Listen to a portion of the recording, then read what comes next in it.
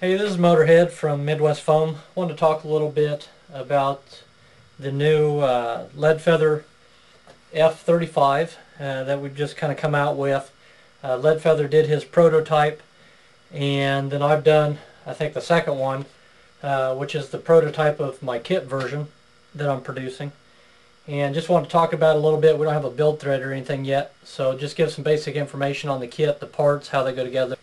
This model here is basically what the kit version is going to come out like. This particular one is the prop-in slot, running a 1500 kV motor in a slot mid of the aircraft. Lead Feather's original version, he ran two smaller motors with the props right behind the wing. Then he also used the differential thrust between the two motors to control the yaw of the airplane. This is more, the prop-in slot's a little more conventional, what people are used to, but I do really like his, I'm kind of calling it a dual drive system. He referred to it as Airhogs Gone Wild because of the typical dual motors on the Airhog planes. Anyways, on this particular plane, the one thing that I've kind of added since our initial post on that, since I don't have the dual motors to do to control yaw with, I went ahead and added a little tab or hinge to the lower section of the fuselage here. Just this little tab here, it's about 3 inches long, to use for a rudder. I've got my control horn and a servo, and then the wire goes around the slot and up to the receiver. And just this little tab here, you don't use rudder too much with the jets, but flying indoors, you get to a real high alpha. It's nice to be able to use the rudder to help turn the plane. So you don't typically use a rudder, but for indoor flying I added the rudder on mine, and that's been working out okay just with this small rudder section down here. On to an actual kit. These are the basic pieces, how they'll come out of the box. There's two horizontal fuselage sections. These are split right down the middle, and they're pretty much identical, other than the fact that on the lower sides of them will be a slot that's been routed in. My preference is a 4mm carbon tube. 3mm or 1/8 inch diameter carbon tube will work to support the wing there. We've got the forward fuselage vertical sections. The upper part has a canopy on it, and then the lower section. And then the aft fuselage pieces, upper and lower. You can tell the difference between the upper and lower on there. The lower piece is a little bit wider. And then if you were to line it up with the forward sections, you'd see that the size lines up with the wider piece on bottom, skinnier on top. These are the intakes. They go on the lower portion of the fuselage, about where the outside of the intake is. They've been beveled so that they slant slightly inward when they're on the fuselage. The aft end is a little bit wider than the forward end, as far as so you can tell which side goes forward. We've got the two elevon sections that mount on the aft end of the fuselage. Little welder's glue hinge right there is all that's needed to attach those. Got the twin verticals. They mount on top of the fuselage, and they've also been beveled for the splayed out angle of those two. And then usually I'll throw an extra scrap of EPP in there in case you get some damage or want to do something a little different with it. As far as the basic assembly of the model, I'll go through this real quick. You would glue the two fuselage halves together. Apply the welder's glue or hot glue in the center seam. Line them up, press them together. Get that to where it stays together okay. After that, you take a carbon rod,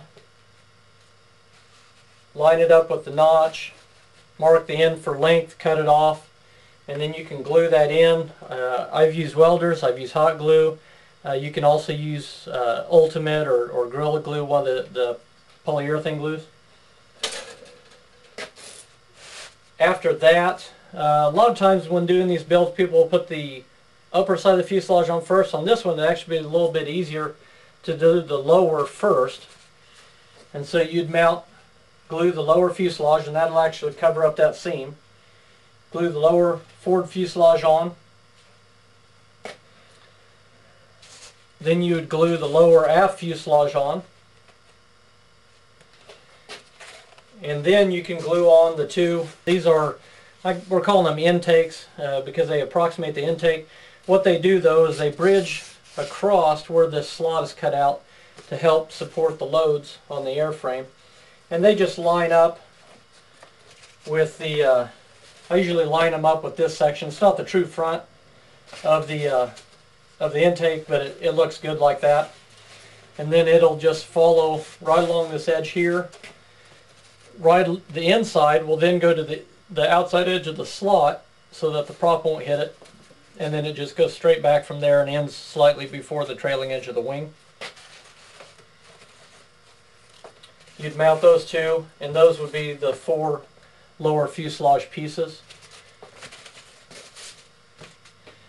At that point, once everything's secure, you could flip it over. With the 3 pieces, it sits fairly level. You would go ahead and mount your stick mount for your motor. Would glue into the bottom of this. I've got a little notch here where the screw goes. Those are available from Hobby City. From there, you can put your glue along there in the seam. Glue that upper section on for the forward. Glue the upper section on for the aft. Also on these, when I do my painting, I do it while it's all taken apart. Whether you paint it before or afterwards, it doesn't really matter. It's up to you on what your preference is. You can even use markers.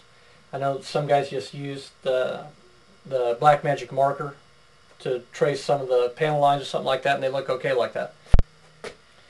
Once the upper pieces are on, you can go ahead and mount your vertical stabs.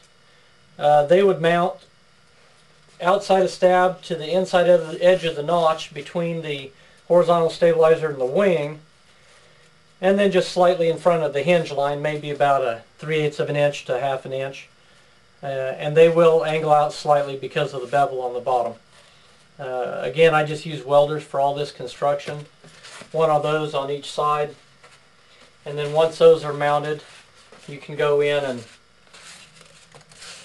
and do the glue hinge on your horizontal stabs. And that's real quick how it goes together. From there you'd mount all your radio gear. Again, looking at the bottom of this one, I had to put my battery pack, this 800 milliamp 3-cell, about right here. Had to put the receiver here, which was in reach of all the servos. I've got my 2 Elevon servos that come back to the Elevons. And then they also have a small wire with a Z-bend on it that catch ailerons also. And without the ailerons, it flies okay, but it doesn't have a real good roll rate. So the ailerons really improve the roll rate. And then also rudder if you want it. And that's about it.